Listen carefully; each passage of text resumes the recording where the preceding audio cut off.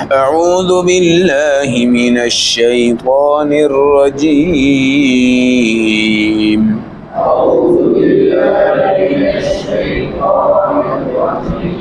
بسم اللہ الرحمن الرحیم تلاوت کردہ آیات مبارکہ کا ترجمہ۔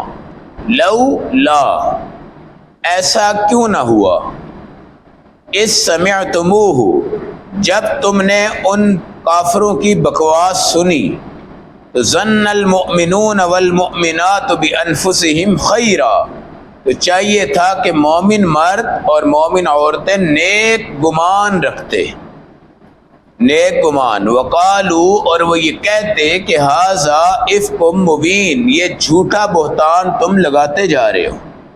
لولا جاؤ علیہ باربعۃ شہداء، بہتان والے 4 گواہ کیوں نہ لے کر آئے۔ فاذ لم یأتوا بالشہداء، اگر وہ 4 گواہ نہیں لا سکے، فاولئک عند اللہ هم الکاذبون، اللہ کے ہاں تو پھر وہ بہتان لگانے والے جھوٹے ہیں۔ ولولا فضل اللہ علیکم ورحمتہ فی الدنیا والآخرہ، اگر تمہارے اوپر خدا کا فضل و رحمت نہ ہوتی دنیا و آخرت میں، لمسکم فیما افضتم فیہ عذاب عظیم، تو تمہارے کارنامے پر بھی تمہیں بہت بڑا عذاب مل جاتا۔ آیت نمبر 12، 13، 14، پارہ نمبر 18، سورۃ النور۔ قرآن جو ہے،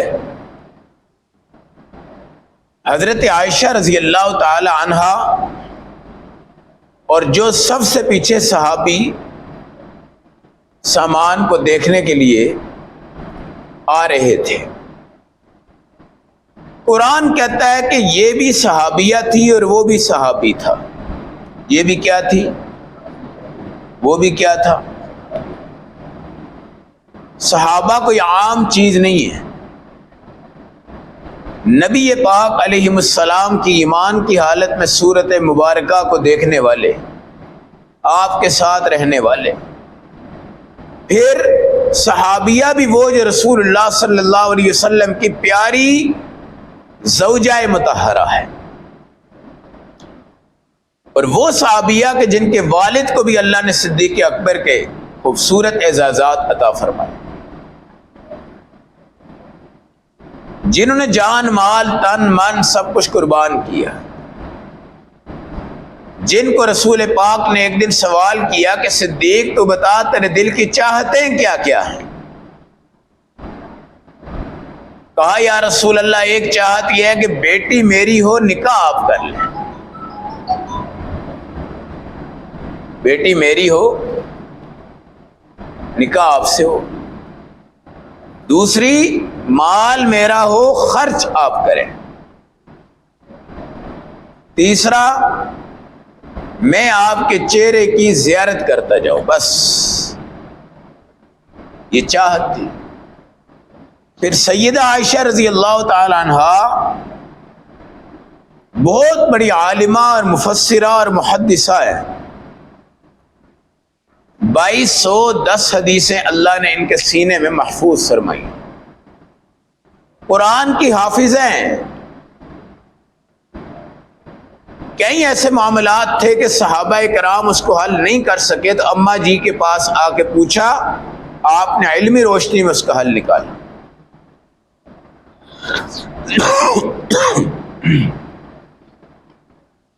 اور رسول اللہ صلی اللہ علیہ وسلم کے اصحاب صفہ کے چبوترے پہ بیٹھنے والے صحابہ کرام کی خدمت میں پیش رہنے والی اماں عائشہ رضی اللہ تعالیٰ عنہ، ہم سب کی وہ ماں ہے۔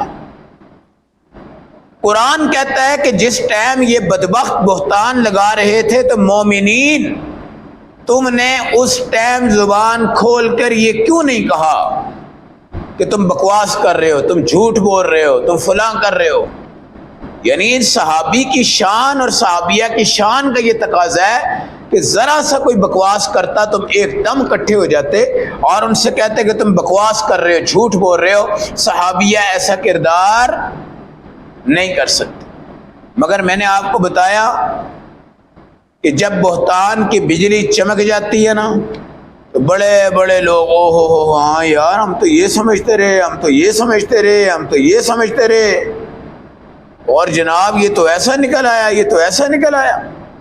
بھائی تم کیسے کہتے ہو کہ ایسا نکل آیا؟ کیوں نہیں کہہ رہے ہیں جی؟ وہ چار بندے جو کہہ رہے ہیں، وہ چار بندے جو کہہ رہے ہیں، ان چاروں کا سردار کون تھا؟ عبداللہ بن ابی منافق تھا۔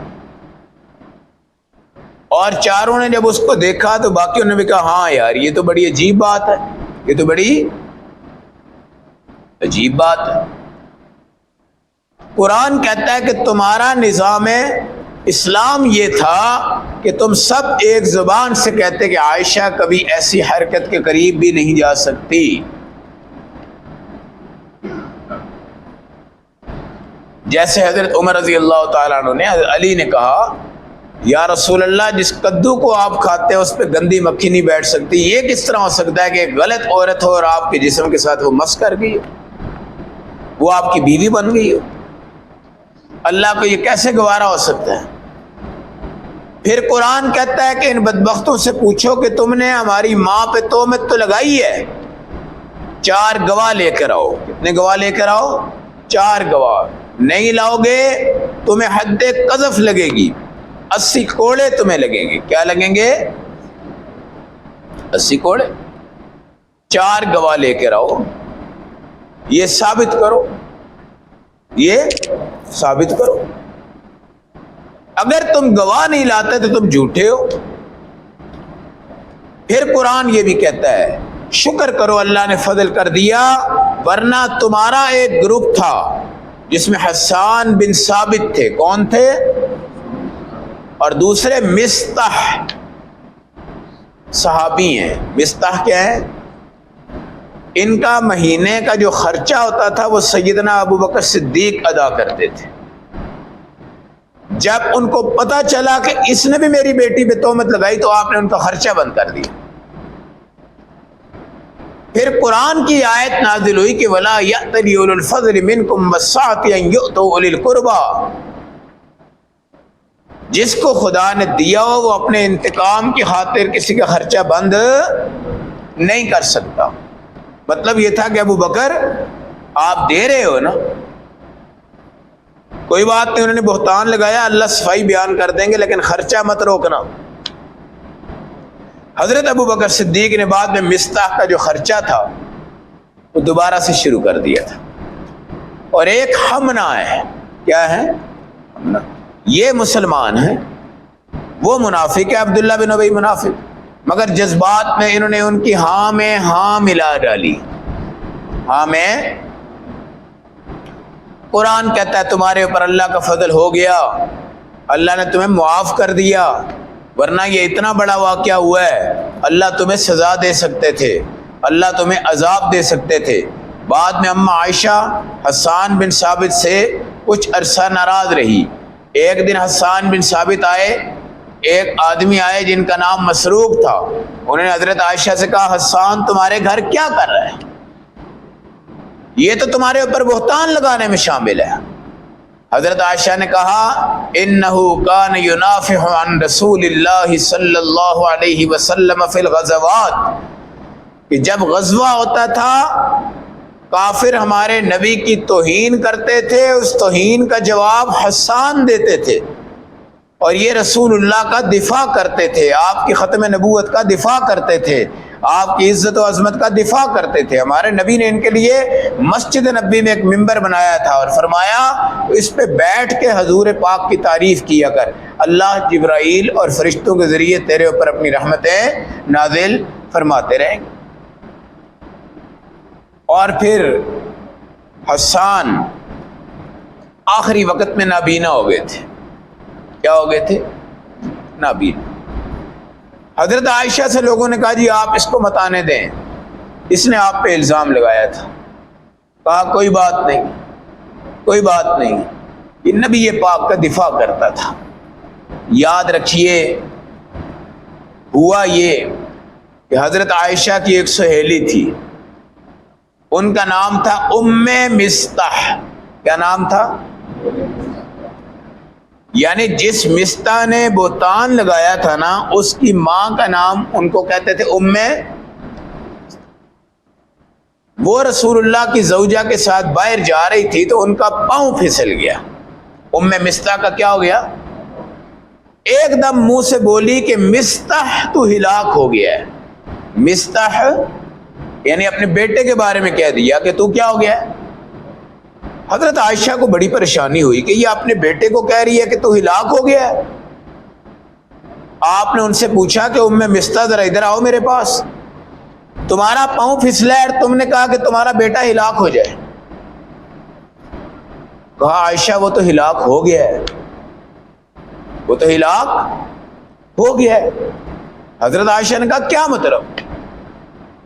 کہا تمہارے بارے میں پروپیگنڈا ہو رہا ہے، تمہارے بارے میں پروپیگنڈا ہو رہا ہے کہ تمہارا جو ہار گم ہوا تھا تو تمہارا ایک الزام ایک صحابی کے ساتھ لوگ جوڑ رہے ہیں اور اس میں مستح بھی شامل ہو گیا ہے. مستح بھی.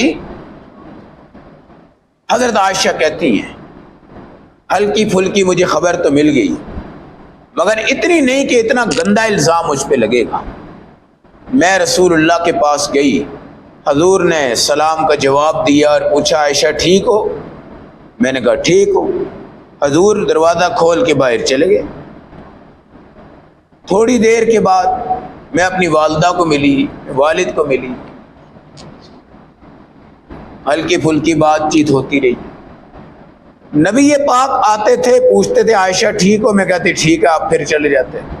وہ جو پہلے تھا آپ کو کھانا کھلاتے، سلام کرتے، پیار کرتے، محبت کرتے، بہت کچھ، وہ ساری شفقت کیا ہو گئی تھی؟ ختم. حضرت عائشہ کہتی میں اب سمجھنے لگ پڑی تھی اور مجھے بعد میں آہستہ آہستہ یہ خبریں کھل گئی کہ میرے اوپر الزام لگ گیا ہے. گھر والوں نے مشورہ کیا، سب نے کیا، مجھے پتہ لگ گیا، مجھے بخار چڑھ گیا. میں نے 40 رات تک اپنی آنکھوں میں نیند کا سرما نہیں ڈالا. 40 رات نیند کے سرمے کا مطلب مجھے نیند آئی نہیں، ٹینشن تھی. سب نے جمع ہو کر مجھے کہا عائشہ یہ باتیں ہو رہی ہیں، یہ باتیں ہو رہی ہیں، یہ باتیں ہو رہی ہیں، یہ باتیں ہو رہی ہیں. میں نے ان سب کو کہا اگر میں کہہ دیتی ہوں کہ میں نے ایسا نہیں کیا تم میری بات کو نہیں مانو گے، اور اگر میں کہہ دوں جی ہاں میں نے ایسا کیا حالانکہ میں نے کیا ہے ہی نہیں، تم کہو گے ہاں ہاں تم ٹھیک کہہ رہی ہو. میں ہاں کر دوں تم سارے کہو گے بالکل ٹھیک ہے، میں نہ کر دوں تم میری بات کو مانو گے نہیں. لہٰذا میں اپنا معاملہ اللہ تک چھوڑتی ہوں، بس میرا رب جانے. فصبر جمیل، اب میں صبر کروں. باہر جتنے بکواس ہو رہے تھے، جتنے گروپ شامل ہوتے گئے، بہت سی باتیں چلتی گئی. اللہ کے نبی بھی پریشانی کی عالم میں تھے. لوگ کہتے ہیں نا انبیاء عالم الغیب ہے، کیا ہے؟ اور خدا کے بندو نبی کی اپنی بیوی کے اوپر تہمت لگ گئی. اگر علم الغیب ہوتا تو رسول اللہ صلی اللہ علیہ وسلم تحقیق کرتے یا فوراً کہہ دیتے کہ نہیں ایسی کوئی بات نہیں. حضور نے حضرت عمر کو بلا لیا، حضرت علی کو بلا لیا، ام ایمن ان کی جو باندھی تھی حضرت عائشہ کی ان کو بلا لیا اور مختلف رائے لینا شروع کر دی. سب نے تعریفات کی اور حضرت عمر نے کہا یا رسول اللہ آپ پہ گندی مکھی نہیں بیٹھ سکتی، گندی عورت کیسے اللہ آپ کو دے سکتی. بہرحال نبی پاک خاموش تھے. 40 دن اس طرح کے گزرے ہیں. نہ والد کی سپورٹ ملی، نہ والدہ کی سپورٹ ملی، نہ نبی کی سپورٹ ملی، نہ صحابیات کی ملی، نہ صحابہ کی ملی. بس اندر ہی اندر بخار ہوتا رہا، کمزوری ہوتی رہی، آنسو گرتے رہے، نیند کوئی نہیں آئی، کچھ بھی کوئی نہیں ہوا. بہت سے معاملات چلتے رہے. اللہ نے یہ 10 سورۃ النور کی آیتیں حضرت عائشہ کی عفت پر، واقعی پر اور آپ کی برات پر نازل فرمائی، جس میں سے 3-4 آیتیں ہم پڑھ چکے ہیں. اور اس کے اندر بھی قرآن نے مسلمانوں کو کہا ہے، یہ قیامت تک کہا ہے، یہ قیامت تک کہا ہے آپ اپنے صحابہ کی عزت کو بیان کیا کرو، عظمت کو بیان کیا کرو، ان کا دفاع کیا کرو. ان کے تشخص کے اوپر اگر کوئی حملہ کرتا ہے تو اس کا دفاع کیا کرو. ان کی ذات پہ کوئی حملہ کرتا ہے ان کو دفاع کیا کرو. اگر نعوذ باللہ اللہ نہ کرے صحابی کو کوئی بندہ جانور کہے تو اس کو جانور کہو. صحابی کو کوئی بندہ کسی اور درندے کا نام دے تو تم اس کو وہی نام دو. صحابی کو اگر کوئی ماں کی گالی دے تم اس کو ڈائریکٹ ماں کی گالی دو. صحابی کو اگر کوئی باپ کی گالی دیتا ہے تم اس کو ڈائریکٹ باپ کی گالی دو. اس لیے کہ صحابہ کو منافقین نے کہا تھا ہم السفہاء، وہ کیا ہیں؟ بے وقوف ہیں. اللہ نے قرآن میں کہا الا انہم ہم السفہاء، تم نے صحابہ کو سفہاء کہا ہے، رب نے تم کو سفہاء کہا ہے. اور یہ قیامت تک ہے کہ جو ماں کی گالی ہمارے صحابی کو دے سکتا ہے ہم دینے لگے او مولوی صاحب شرم کرو، غیرت کرو، شرم کرو، غیرت کرو. کس بات کی شرم، کس بات کی غیرت؟ جب وہ ماں کی گالی دے سکتا ہے آپ بھی اس کے دفاع میں اس کو ماں کی گالی دو. اس لیے کہ انہوں نے سفہاء کہا تو رب نے بھی کیا کہا؟ سفہاء. جتنے لفظ انہوں نے کہے اتنے ہی لفظ رب نے ان کو کہے اور قیامت تک ان کو یہ کہتے جائیں گے. تو یہ کوئی حکمت نہیں ہوتی کہ آپ کے صحابہ کے برتان لگے. آج اہل تشیع بدبخت لوگ ہیں، ان کی عورتوں میں سب سے بڑی دشمنی سیدہ عائشہ رضی اللہ تعالیٰ عنہ کے ساتھ ہے، اور مردوں میں سب سے بڑی دشمنی ان کی سیدنا امیر معاویہ رضی اللہ تعالیٰ عنہ کے ساتھ ہے، حضرت ابو بکر صدیق کے ساتھ ہے، حضرت عمر فاروق کے ساتھ ہے، حضرت عثمان کے ساتھ ہے، حضرت ابو ہریرہ کے ساتھ ہے، بہت سے صحابہ کے ساتھ ہے. تو یہ جو بات ہے نا بھائی کہ یہ جو مرضی کہتے پھریں، یہ جو مرضی بکواس کرتے پھریں، یہ جو مرضی الٹے بلٹے باتیں کرتے پھریں، ہم چپ رہے ہیں. کیوں چپ رہے ہیں؟ مصلحت ہے، حکمت ہے. ایسی کوئی حکمت نہیں، ایسی کوئی مصلحت نہیں. زندہ رہو تو صحابہ کا دفاع کرو، مر جاؤ تو صحابہ کی محبت کو لے کے آگے چلے جاؤ. انشاءاللہ یہ وہ صحابہ ہیں جن کا صرف نام لینا بھی جنت ہے اور ان کے کام کو کرنا بھی جنت ہے. اور تصدیق کر لینا کہ امیر معاویہ کو میں صحابی مانتا ہوں، یہی آپ کی جنت. حضرت ابو بکر صدیق کو ہم سب کا امام مانتے ہیں صحابہ میں، یہی سب سے بڑی جنت. حضرت عائشہ اپنے زمانے کی عورتوں میں بہترین، افضل ترین اور حضور پاک کی پیاری لاڈلی زوجہ مطہرہ ہے جن پہ اللہ نے جبرائیل امین کے ذریعے سلام بھیجے. لہذا اس کے اندر اپنی لچک دکھانا، صوفی بن جانا، نرمی دکھانا، اور نہیں جی نہیں ہمیں بڑے بزرگوں نے منع کیا ہوا. کس نے منع کیا ہوا ہے؟ بھائی بزرگوں نے منع کیا ہوا ہے تو ان بدبختوں سے کہو کہ تم بھی بکواس نہ کرو، تم بھی ہمارے صحابہ کے بارے میں کسی قسم کی غلط زبان استعمال مت کرو. اگر تم کرو گے تو ہم کیوں نہ کریں. جی کسی کی بہن کو کوئی گالی دیتا ہے تو وہ 50 بندے ساتھ لے آتا ہے، کہتا ہے تیری فلاں تو فلاں آ جاؤ. اور ادھر صحابہ کو کوئی گالی دے تو بندہ کہتا ہے نہیں یار چپ ہو جاؤ، مولوی صاحب چپ ہو جاؤ، فلاں ہو جائے گا، فلاں ہو جائے گا، فلاں ہو جائے گا، فلاں ہو جائے گا. اللہ ہم سب کو اس شعبے میں کام کرنے کی توفیق عطا فرمائے. اللہم صلی وسلم.